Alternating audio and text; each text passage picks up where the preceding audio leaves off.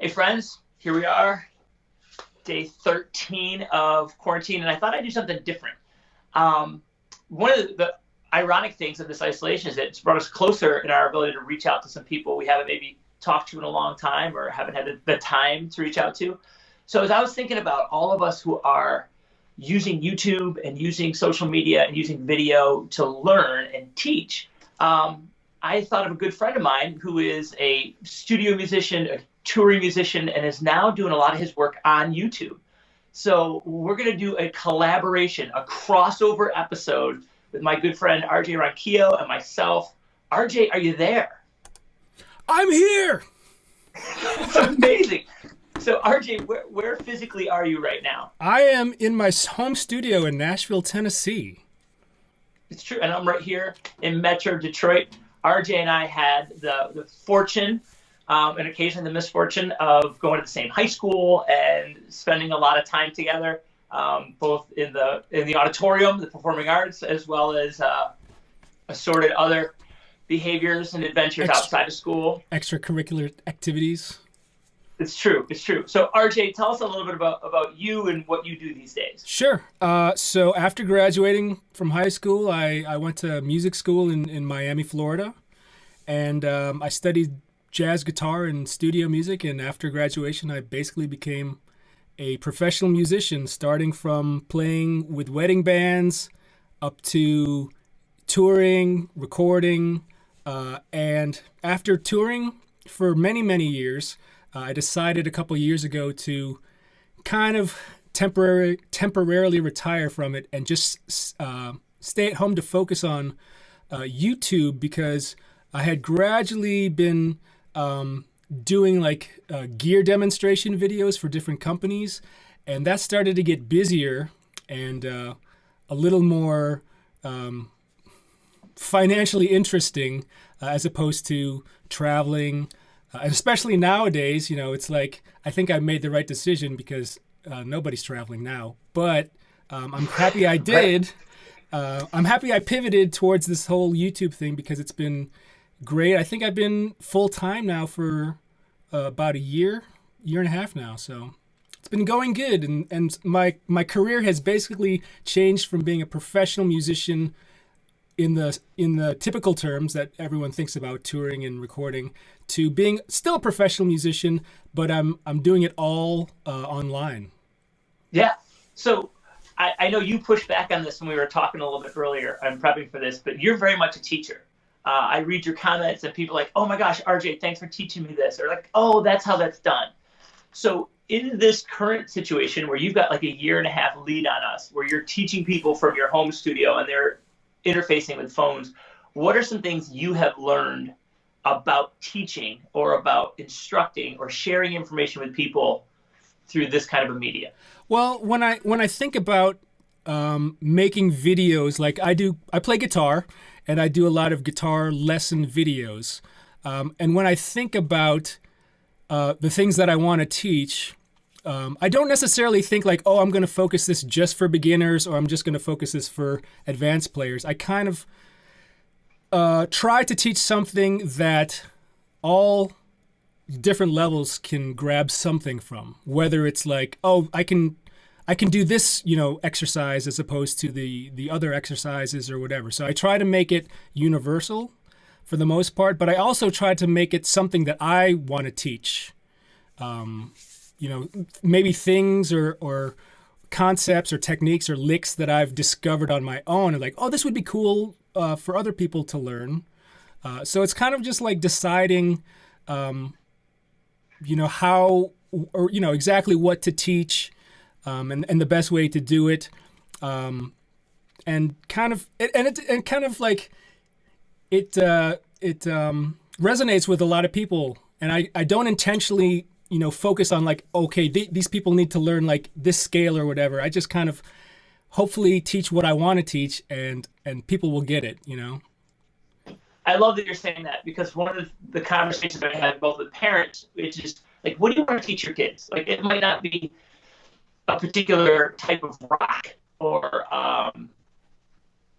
and or role, but like Ignis, or it might not be that math pack. It might just be like, hey, today's the day we're going to learn about how your family came over, or today we're going to learn about how to shine a shoe, because that's something that you feel like you should pass on. And for teachers, we're getting a lot of conflicting information about what to teach and how to pace it, and really like, what do you think your kids need right now? What might be interesting to them? So I love that you're talking about picking up stuff that you just think other people might be interested in because you're interested in. Yeah, often? Yeah, go ahead. It's like just coming up with practical things, that a lot of people don't think about. But hey, it's practical. It's something that you should probably know, common knowledge.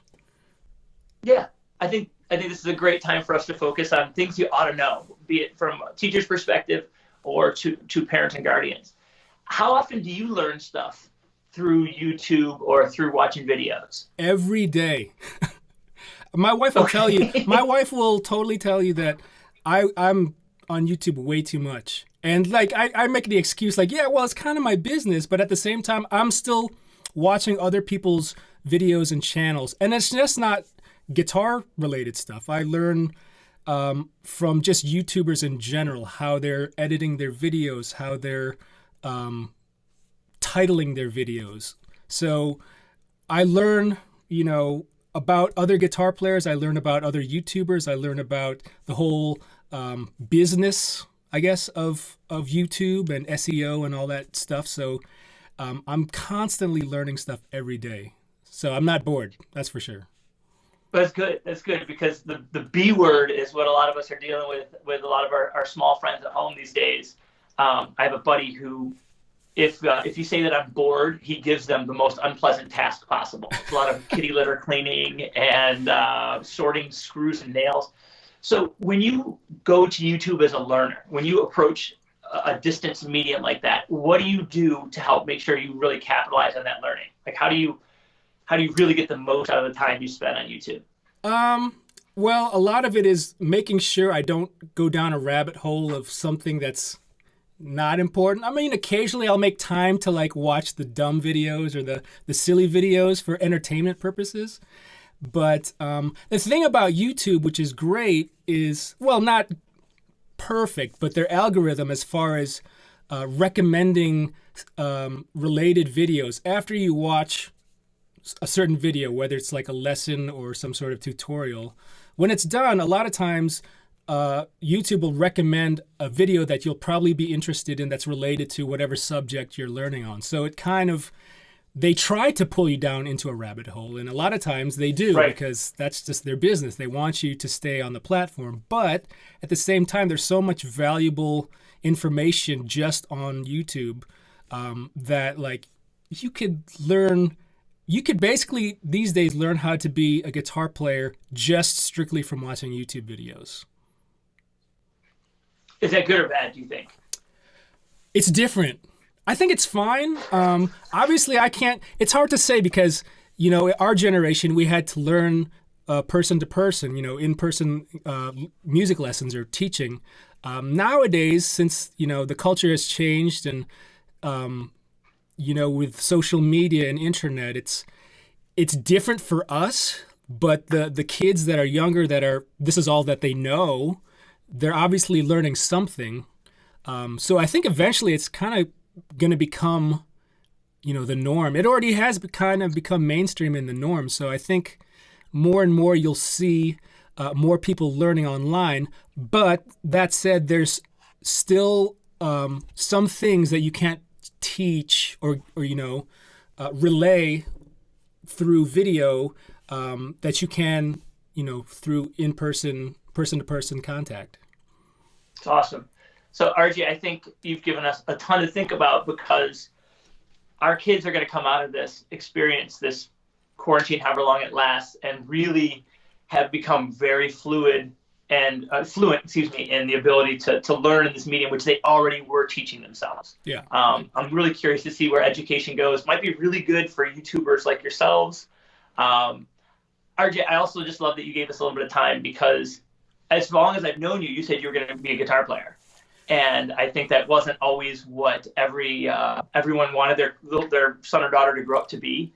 And if you had told us when we were hanging out 25 years ago, like, no, it's okay, I'm going to teach people through their phones how to play guitar and make a living doing it, that would have sounded insane. But here it is. You figured out the future a little bit ahead of us. And so for all of you parents who are spending all this extra time at home, really let your kids follow their passions, especially in the arts and things like that, because we don't even know the world tomorrow these days, but we certainly don't know what 10 or 15 years will bring. And RJ, you've definitely you did it. You did the thing you were going to do, and that's pretty cool. I did, man. That's my intention. I just wanted an excuse to buy all these guitars.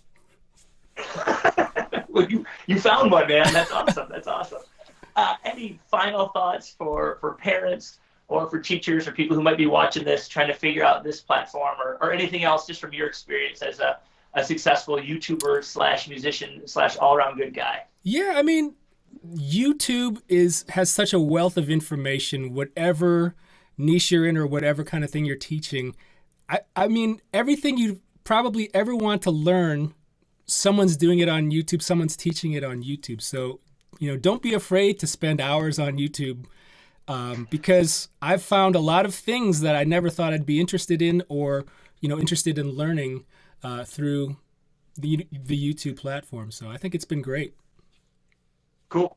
Well, thanks for sharing some of your expertise with us. Keep playing, and we appreciate your time. And make sure you're washing your hands, RJ. I am. Thank you very much, Kevin. Good to see you. Oh, you're very welcome, bud. Good to talk with you.